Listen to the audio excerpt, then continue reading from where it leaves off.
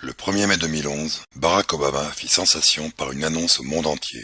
Tonight, I can report to the American people and to the world that the United States has conducted an operation that killed Osama bin Laden, the leader of Al-Qaeda. Cette annonce déclencha des réactions d'euphorie et de joie dans toute l'Amérique. Operation that killed Osama bin Laden, the leader of Al-Qaeda.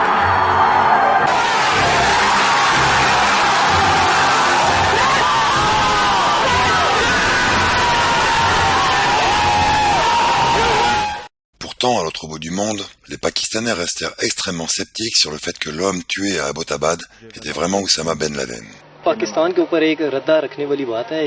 We are not fools. It's America and the dirty American policies.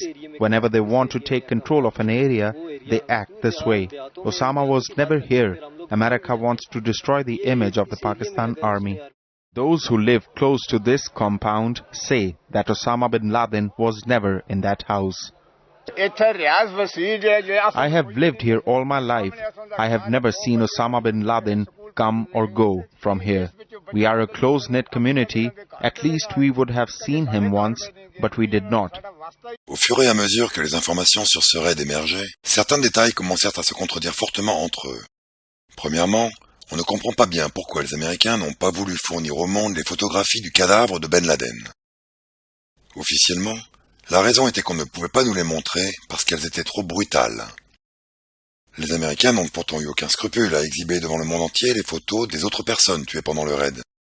Autrement dit, leurs explications sur la soi-disant brutalité des photos ne tient pas debout. Deuxièmement, ils nous ont dit que le cadavre avait été immédiatement jeté à la mer, sans même le montrer au préalable à la presse internationale, et ils ont justifié cela par une excuse risible. Aucun pays ne voulait du corps, ont-ils dit, et ils ne savaient pas où le mettre. There was no country that wanted him. Ultimately, the conclusion was that he could be buried at sea in a way completely consistent with the traditions of Islam. En réalité, personne aujourd'hui n'est en mesure de confirmer que l'homme tué à Abbottabad dans la nuit du 1er mai 2011 était vraiment Oussama Ben Laden.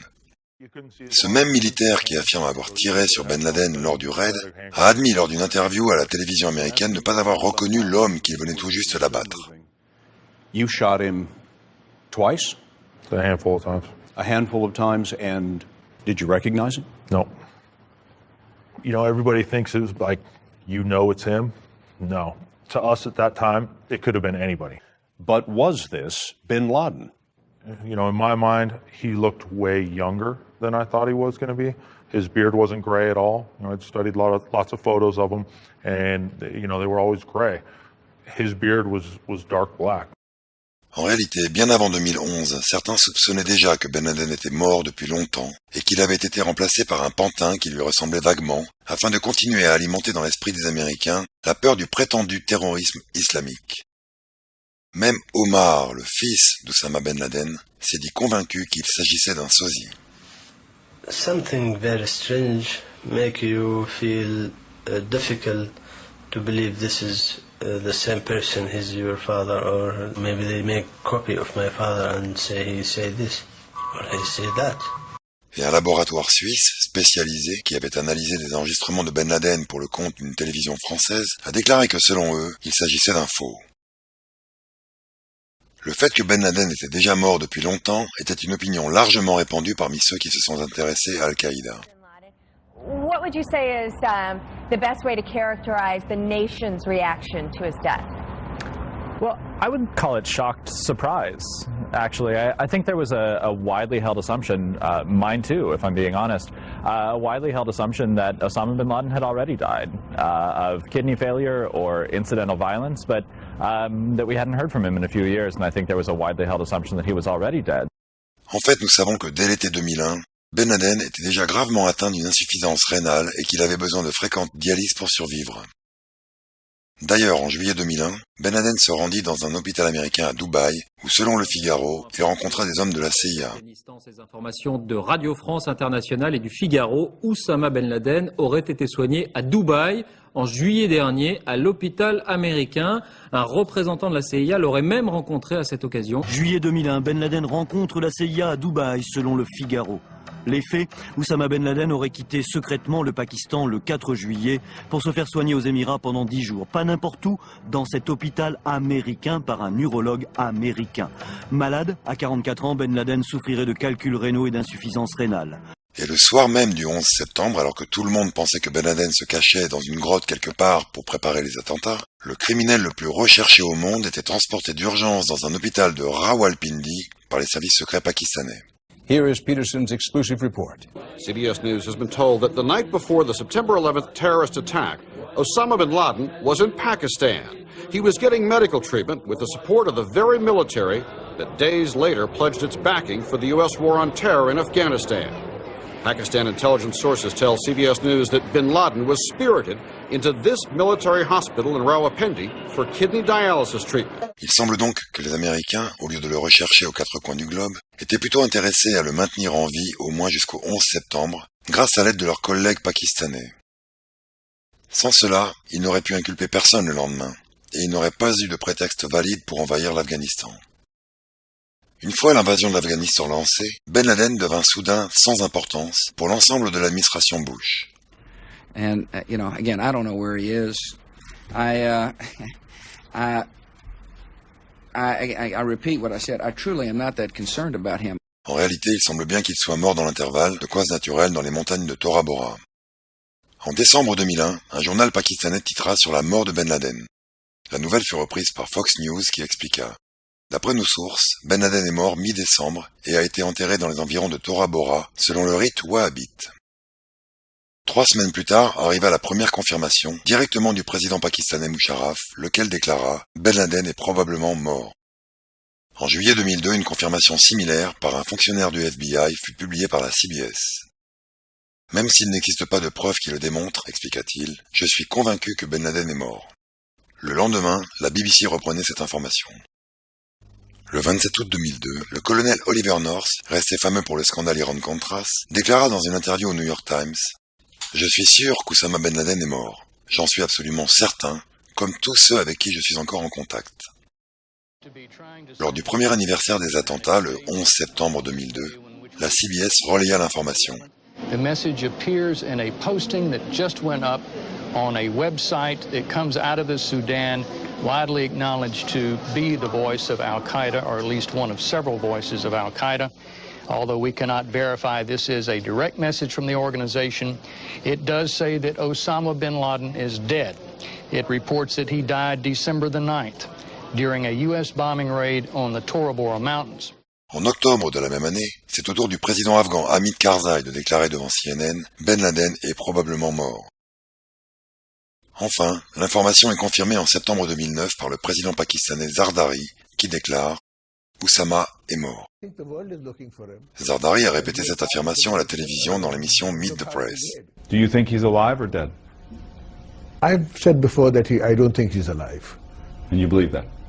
I have a strong feeling and I have strong reason to believe that. En somme, la conclusion qui s'impose est la suivante. S'il est vrai, comme tout semble l'indiquer, que Ben Laden est mort en décembre 2001, il est clair que le seul moyen de le tuer officiellement 10 ans plus tard était de mettre en scène un raid effectivement peu crédible, comme celui d'Abbottabad, de ne nous montrer aucune photo de l'homme abattu et de nous dire que son cadavre a été jeté à la mer parce que personne n'en voulait.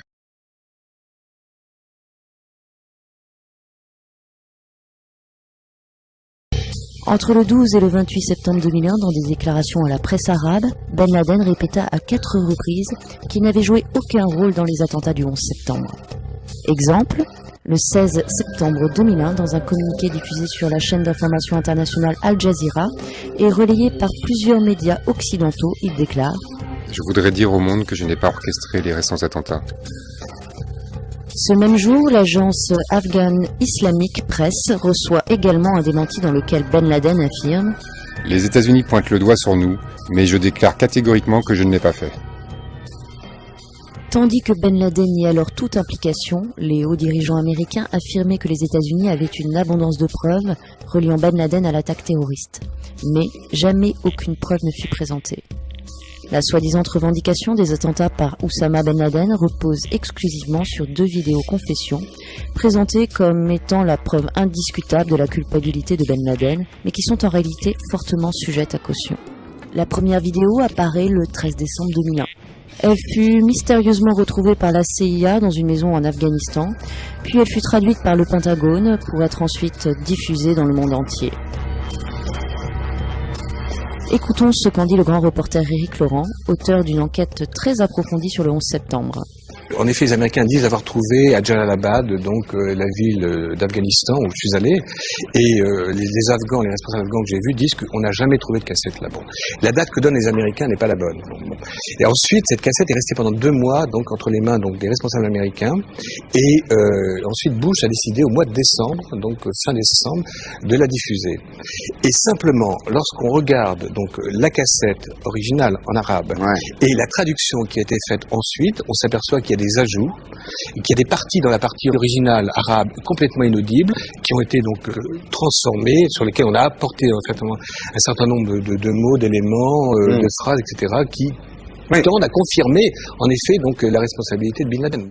Tous les experts qui ont pris la peine de vérifier la traduction de la bande arrivent à cette même conclusion.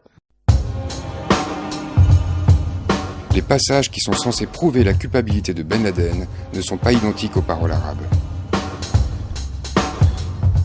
Vous ne pouvez pas utiliser cette vidéo comme preuve.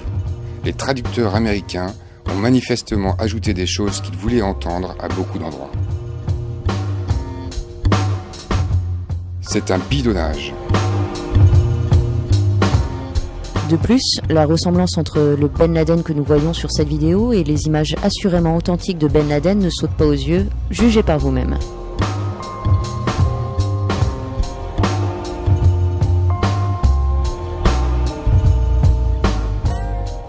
On nous dit que la vidéo fut découverte et authentifiée par la CIA. L'agence de renseignement américaine pourrait-elle l'avoir fabriquée ? Une hypothèse vraisemblable si l'on se fie aux révélations de 2 anciens officiers de la CIA dans un article du Washington Post. Ils soutiennent que la CIA avait réalisé une fausse vidéo jamais exploitée montrant Ben Laden et ses sbires dans une soirée de débauche alcoolisée en compagnie de jeunes garçons mineurs. Les acteurs étaient des employés de l'agence sélectionnés pour leur teint basané. Une deuxième et ultime vidéo confession apparaît le 29 octobre 2004, soit, étonnante coïncidence, 4 jours avant les élections présidentielles américaines qui virent Bush se faire réélire. Nombre d'analystes politiques s'accordent alors à dire que cette vidéo est du pain béni pour Bush en cette période électorale, ce que les sondages confirmeront les jours suivants. À tel point que John Kerry, le candidat démocrate, attribuera son échec à l'intervention de Ben Laden. Oussama Ben Laden apparaît dans une 3e vidéo le 8 septembre 2007. Cette fois-ci, il ne fait aucune référence aux attentats du 11 septembre, mais annonce une intensification des actions d'Al-Qaïda en Irak. L'hypothèse d'une manipulation semble très probable sur cette vidéo qui comporte de nombreuses bizarreries. Première bizarrerie, cette bande de 26 minutes compte à peine 4 minutes d'images animées. Le reste du temps, l'image vidéo est figée, tandis qu'on continue à entendre Ben Laden parler. Deuxièmement, comme le note le directeur adjoint de la rédaction du Figaro, Pierre Rousselin. La précédente vidéo de Ben Laden était intervenue à la veille des élections présidentielles de 2004 et avait bien aidé Bush face à Kerry. Cette fois-ci, l'image du chef d'Al-Qaïda apparaît juste avant le débat au Congrès sur la stratégie américaine en Irak. Curieuse coïncidence. Et les similarités entre les vidéos de 2004 et 2007 ne s'arrêtent pas là. Dans un article paru dans le Figaro Magazine, le journaliste Marc Durin-Vallois note que les 2 vidéos furent filmées dans le même studio avec une mise en scène et un cadrage identiques.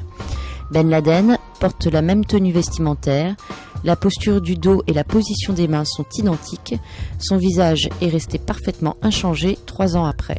Seule la barbe est raccourcie et teinte en noir. Le docteur Nick Ravitz, expert en investigation numérique, fait ce même constat et conclut son analyse ainsi. Quelles sont les chances que rien n'ait changé excepté sa barbe en 3 ans ? Pratiquement aucune. La vidéo de 2007 semble avoir été enregistrée 3 ans auparavant. Le Ben Laden de la vidéo de 2007 fait certes référence à des événements de cette même année 2007, mais toutes ces références sont énoncées quand l'image vidéo est figée. Le 62e anniversaire du bombardement nucléaire du Japon, l'élection de Sarkozy et la nomination de Gordon Brown.